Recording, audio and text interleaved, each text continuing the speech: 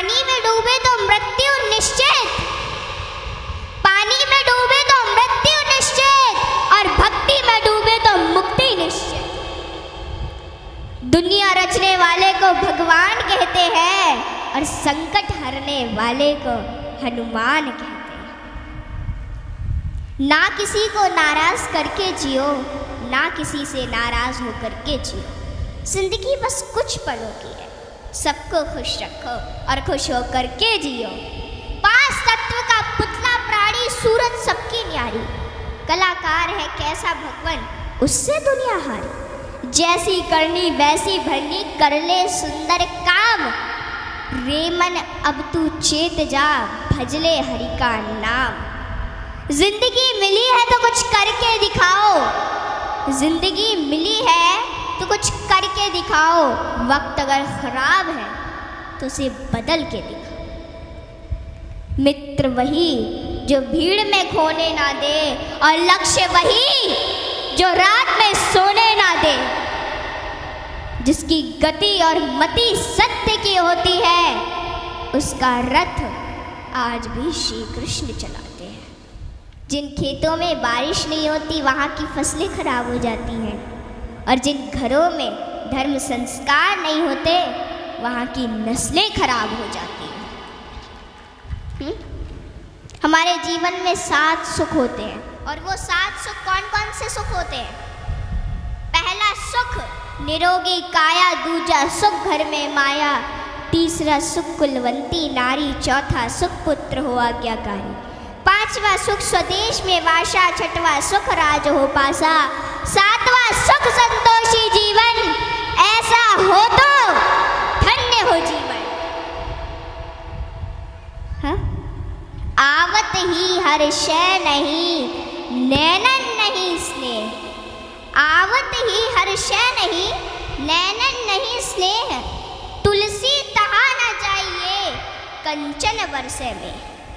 कि जिस स्थान या जिस घर में आपके जाने से लोग खुश ना होते हो, और उन लोगों की आंखों में आपके प्रति प्रेम और ना ही स्नेह हो, तो वहाँ हमें कभी नहीं जाना चाहिए, चाहे वहाँ धन की वर्षा क्यों ना होती हो।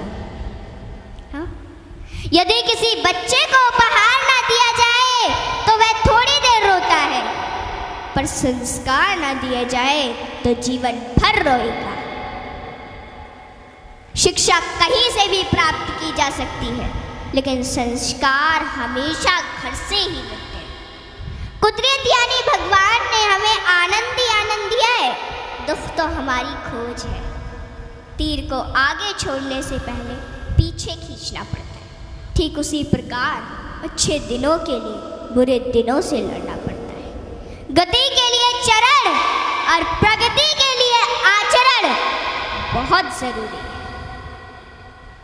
रिश्ता गहरा हो ना हो, परंतु भरोसा गहरा होना चाहिए, क्योंकि गुरु श्रेष्ठ वही जिसकी प्रेरणा से किसी का चरित्र बदल जाए, और मित्र श्रेष्ठ वही जिसकी संगत से रंगत बदल जाए। भरोसा सब पर कीजिए, लेकिन संभल कर, क्योंकि कभी कभी खुद के दांत ही जीभ को काट लेते हैं। इत्र मित्र चित्र और चरित्र किसी की पहचान के मोहताज नहीं, यह चारों तो अपना परिचय स्वयं देते हैं। जीवन में जो कुछ भी करो पूर्ण समर्पण के साथ करो। प्रेम करो तो मीरा की तरह, भक्ति करो तो हनुमान की तरह, प्रतीक्षा करो तो शबरी की तरह, शिष्य बनो तो अर्जुन के समान, और मित्र बनो तो स्वयं कृष्ण के समान। आर्थिक स्थिति कैसी भी हो, खुश रहने के लिए मानसिक स्थिति का मजबूत होना जरूरी है। रावण जब मृत्यु शैया पर था तब उसने श्री राम जी से एक बहुत ही अच्छी बात कही कि मैं तुमसे हर मामले में बड़ा हूँ, उम्र में, बुद्धि में, बल में मेरा कुटुंब भी तुमसे बड़ा है, धन दौलत में भी मेरा राज्य तुमसे बड़ा है, फिर भी मैं हार गया और तुम जीत गए। जानते हो क्यों? क्योंकि तुम्हारा भाई तुम्हारे साथ था और मेरा भाई मेरे खिलाफ था। इसलिए सज्जनों, सदैव साथ रहिए, क्योंकि जब प्रेम बटा तो लिख गई रामायण, और जब संपत्ति बटी तो लिख गई महाभारत। हाँ, इसलिए अपने अपने घर में, भाई भाई में हमेशा साथ रहिए। भाई भाई का रिश्ता भगवान ने विपत्ति बांटने के लिए बनाया था, लेकिन यह तो संपत्ति बांटने तक ही सिमट कर रह गया। जब बिना भाई के रावण हार सकता है, भाई के साथ प्रभु श्री राम जी जीत सकते हैं, तो हम और आप किस घमंड में हैं? दुनिया में अमीर रोता है, गरीब रोता है, परंतु जो हनुमान जी का जयकारा लगाता है वो चैन की नींद सोता है, वो चैन की नींद सोता है। सज्जनों, हनुमान जी एक ऐसे देवता है जिनको यह वरदान प्राप्त है कि जो हनुमान जी की शरण में आएगा उसका कलयुग कुछ नहीं बिगाड़ पाएगा। जिन भक्तों ने पूर्ण भाव व निष्ठा से हनुमान जी की भक्ति की है, उनके संकटों को हनुमान जी ने दूर किया, उनके कष्टों को हनुमान जी स्वयं हर लेते हैं। हनुमान जी के भक्तों को जीवन में कभी भी परिस्थितियों का सामना नहीं करना पड़ता है। सज्जनों, आज मैं आपको हनुमान जी के कुछ ऐसे प्रसंग बताती हूँ। नंबर 1, रामचरितमानस में हनुमान जी को महावीर कहा गया है। वीर शब्द तो बहुतों के लिए प्रयोग में लाया गया, जैसे भीष्म, भीम, मेघनाद, रावण इत्यादि, परंतु महावीर शब्द मात्र हनुमान जी के लिए प्रयोग में लाया गया है। सज्जनों, रामचरितमानस के अनुसार वीर वो है जो 5 लक्षण से परिपूर्ण, विद्यावीर, धर्मवीर, दानवीर, कर्मवीर और बलवीर।